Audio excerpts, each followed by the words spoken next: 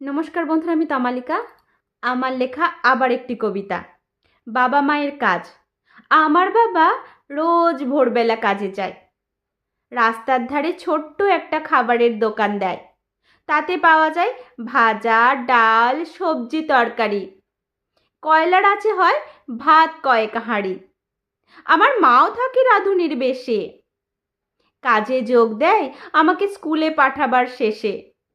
সারাটা দিনের অক্লান্ত পরিশ্রমের পর ক্লান্ত হয়ে ফেরে তারা ঘর। বাবা আমার কাছে এসে ভালোবেসে দেয় একটি চকলেট হেসে। বাবা আমাকে অনেক গল্প বলে, হাসি পায় যখন গল্প বলতে গিয়ে ঘুমে ঢোলে। শেষ হয় না তখনও মায়ের কাজ, অগোছালো জামা কাপড় করছে বসে ভাঁজ। বড় একটা চাকরি করব, এই স্বপ্ন দু চোখে নিয়ে। পড়াশোনাটা করি তাই মনটি দিয়ে। বড় হয়ে বাবা মাকে রাখবো সুখে আমি। তারা যে আমার কাছে অনেক দামি। নমস্কার।